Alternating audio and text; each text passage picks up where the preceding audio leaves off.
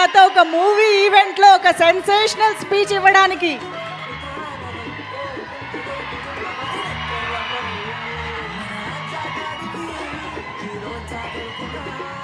అందరికీ నమస్కారం. ఒక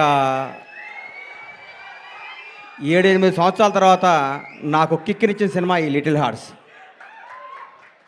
భగవంతుడు సాక్షిగా చెప్తున్నాను, లిటిల్ హార్ట్స్ సినిమా ముందు ఈ అబ్బాయి పోస్టర్ కూడా నేను ఎప్పుడు చూడలేదు. ఈ అబ్బాయి ఇట్లా యూట్యూబ్ తిప్పుతుంటే మా అమ్మ నాన్న తిరుపతి తీసుకెళ్ళాలనుకుంటే నాకు పెద్ద టూరు, అట్లాంటి ఫారెన్ తీసుకెళ్ళడం కానీ ఆగిపోయాను. ఎందుకంటే నన్ను అమ్మా నాన్న లవ్ చేసేవాడు అంటే నాకు అంత ఇష్టం, అక్కడ ఆగిపోయాను. సినిమా ఇండస్ట్రీ కష్టాలు, కన్నీళ్ళు, బాధలు అన్నీ ప్రిపేర్ అయ్యి రావాలి. ఎవరో కొన్ని 100 కోట్లకు ఒక ఆయన ఉంటాడు, ఒక స్టార్ కామెడీ కొడుకుగా పుడతాడు, ఒక మెగాస్టార్గా బామ్మర్తిగా ఉంటాడు, ఒక ఐకాన్ స్టార్కి తండ్రిగా ఉంటాడు. అట్లా ఒక 100 కోట్ల కూడా ఉంటాడు. అందరూ అట్లా ఉండలేరు, మన అందరూ కష్టపడాల్సిందే తప్పదు. అట్లా ఎప్పుడు కాలు మీద కాలు వేసుకుంటాడు. ఆయన ఎవరికి అందుబాటులో ఉండడు, ఆయన ఎవరు అనుకుని ఆయన అందుబాటులోకి వెళ్తారు. అది జీవితం అంటే. అంత మహర్జాతకు నా జీవితంలో నేను చూడలేదు, ఇక చూడను కూడా. అంత అట్లా ఆయన జీవితాన్ని అంత అద్భుతంగా ప్లాన్ చేసుకుని అల్లు అరవింద్ గారు ఇక్కడ రావటం. విజయ్ దేవరకొండ, విజయ్ గురించి ఒక మాట చెప్పాలి. వీళ్ళ ఫాదరు నేను రూమ్మేట్స్మి. ఒక 3 రోజులు మిస్ అయ్యాడు. ఏంది గోవర్ధన్ అన్న రాలేదు అన్న, నా కొడుకు పుట్టాడు అన్నాడు. అది హీరో పుట్టాడా అన్న, మీ నాన్నడు చెక్ చేసుకో అన్నాను లేదా విజయ్ అన్నాడా? అది గుర్తుపెట్టు. నా జీవితంతో నేను ఏదైనా అంటే అవుద్ది, నాకు అబక్కన అట్లా వస్తుంది. నేను అంత ఎమోషన్ పర్సన్ని. ఈ లిటిల్ హార్ట్స్ గురించి మాట్లాడతా. సరే, ఓజీ గురించి చెప్తాను ఒక నిమిషం. ఈ భారతదేశంలో ఉన్న కొంత కోట్ల మంది అభిమానులు, నేను ఒక అభిమాని. తిరుపతి దేవుడికి రోజుకు 1,00,000 మంది భక్తులు వచ్చి వెళ్తూ ఉంటారు. ఆ 1,00,000 మంది భక్తులు కూడా నేను ఒకడిని. నేను ఒక్కడనే భక్తుడిని కాదు, నాలాంటి కోట్ల మంది భక్తులు నేను ఒకడిని. మీలాగా నేను పూజిస్తాను, మీలాగా నేను ప్రేమిస్తాను. నేను మీలో ఒకడిని, మీకంటే నాకు ఏ ఎక్కువ క్వాలిఫికేషన్ లేదు. ఓజీ బ్లాక్ బాస్టర్ అవ్వాలని మీతో పాటు నేను కోరుకుంటున్నాను. అది తప్పకుండా బ్లాక్ బాస్టర్ అవుద్ది, అంతే. Thank you. ఈ సినిమా గురించి మాట్లాడతాను. చిన్న సినిమా చచ్చిపోయింది, మా ప్రస్థానంలో అంత్యక్రియలు చేద్దాం అనుకుంటున్న తెలుగు ఇండస్ట్రీలో కథతో తీస్తే సినిమా హిట్ అవుద్ది, బడ్జెట్తో కాదు నిరూపించింది లిటిల్ హార్ట్స్. 2.5 కోట్లతో సినిమా తీశారంటారు. ఇప్పుడే నితిన్నాను మన సాయిని అడిగాను, ఎంత బడ్జెట్ ఎల్గాట్ చేశారని. 2.5 కోట్లు అన్నారు. ఒక పెద్ద సినిమా షెడ్యూల్ వేసుకొని 3 రోజులు షూటింగ్ క్యాన్సిల్ అయితే 2.5 కోట్లు అవుతున్నాయి. ఈ రోజుల్లో 2.5 కోట్లతో 50 కోట్లు కలెక్ట్ చేసే సినిమా తీశారంటే hats off to Little Hearts team. మిమ్మల్ని చూసుకొని పెద్ద పెద్ద దర్శకులు, నిర్మాతలు ఇంగ్లీష్ ఆటాడు సిగ్గుతో తలంచుకోవాల్సిన రోజు తీసుకొచ్చారు మీరు ఇండస్ట్రీకి.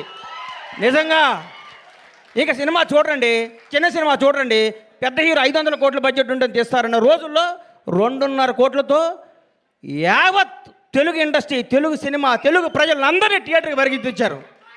నేను సినిమా థియేటర్కి వెళ్ళి దాదాపు 5-6 సంవత్సరాల నుంచి నేను ఒక థియేటర్ ఎగ్జిబిటర్గా, నా థియేటర్ కూడా నేను సినిమాకి వెళ్ళలేదు. ఈ మధ్య నాకు ఫస్ట్ డే సినిమా చూడాలనిపించింది, మిరాయి సినిమా. ఆ రోజు వెళ్ళాను. ఈ సినిమాను లవ్ చేశాను. ఇవాళే ఈ సినిమాకి ఫంక్షన్ రావాలని ఫిక్స్ అయ్యి వంశీని అడిగాను, వంశీ కొద్దిగా టికెట్ చెప్పా సినిమాకి వెళ్తానని. మా థియేటర్లో ఆడుతుంది, నాకు కుదరలేదమ్మా, క్షమించు. సినిమా చూస్తే దీని అమ్మ ఇది కదా సినిమా అంటే, ఇట్లా ఉండాలి కదా సినిమా అంటే. ఇది వాస్తవం, సినిమా కాదు. మా నాన్నకి నాకు జరిగిన స్టోరీ ఇదంతా. మా నాన్నకి ఇటు చెప్పిన కంటే ఎక్కువ అబద్ధాలు చెప్పేవాడిని, నేను అన్ని అబద్ధాలు చెప్పేవాడిని. షాద్ నగర్లో ట్రైన్ ఎక్కి, కాచిగూడలో ట్రైన్ దిగి, దీపక్ థియేటర్లో సినిమా చూసి, మళ్ళీ ట్రైన్ ఎక్కి షాద్నగర్ పోయి స్కూల్కి వెళ్ళి వచ్చాను అబద్ధం చెప్పేవాడిని. అక్కడి నుంచి స్టార్ట్ అయిన మా జీవితం వాస్తవానికి దగ్గరగా. ప్రతి తండ్రి కొడుకున్న కెమిస్ట్రీ అద్భుతంగా తెరకెక్కించిన ఈ సినిమాని. ఇట్లాంటి సినిమాలు సంవత్సరానికి 12 సినిమాలు వస్తే ఇండస్ట్రీ 100 ఏళ్ళు చల్లగా ఉంటుందండి. 1000 కోట్ల సినిమాలు వద్దు, 500 కోట్ల సినిమాలు వద్దు, జనాన్ని థియేటర్కి వచ్చే సినిమాని. ఈ సినిమా తీయటం కాదండి, ఈ సినిమా వజ్రం ఎక్కడో ఉంటుంది, వజ్రాన్ని వెతికి బయటికి తీసుకొచ్చారు చూడండి. వాళ్ళు ఒప్పుకోవాలి, వంశీని, బన్నీని. ఈ సినిమా తీసుకొచ్చి ఈ సినిమా మీద నమ్మకం పెట్టుకొని ఈ సినిమాకు ఒక 2 కోట్లు, 1.5 కోట్లు ఖర్చు పెట్టి జనాల దగ్గర తీసుకెళ్ళి వాళ్ళు నిజంగా నిర్మాతని ఎంత అభినందించాలో, బన్నీ నిన్ను, వాసు నిన్ను, నంది మీ ఇద్దరిని అంత అభినందించాలి. మామూలు విషయం కాదు. మీరు ఎంత కష్టపడ్డ పేరు అరవింద్ గారి సినిమా అంటున్నారు, అది ఆయన అదృష్టం, మీ బ్యాడ్ లక్, నేనేం చెప్పలేను. అమ్మ ఇది ఎవడేం చెప్తాడు చెప్పు. ఆయన ఏమీ చేయరు, లాస్ట్ మినిట్లో వస్తారు అంటారు, పేరు కొట్టేస్తాడు. ఆయన జాతకం అట్లాంటిది, మనం ఏం చేయాలి దానికి.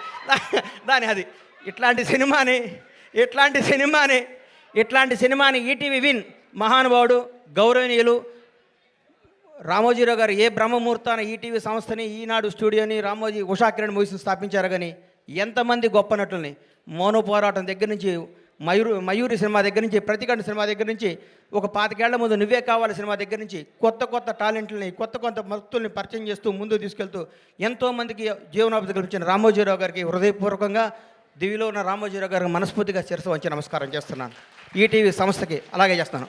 కొత్త కాళ్ళని ఎంకరేజ్ చేస్తూ కొత్త క్రీమ్ని బయటికి లాగి అందరు టీం అంతా చేసినాక లాస్ట్ మినిట్లో వచ్చి నవ్వుతూ అని అరవింద్ గారు కూడా ఈ సందర్భంగా కృతజ్ఞత తెలియజేస్తున్నాను. నవ్వకండి సార్, వాస్తవం సార్.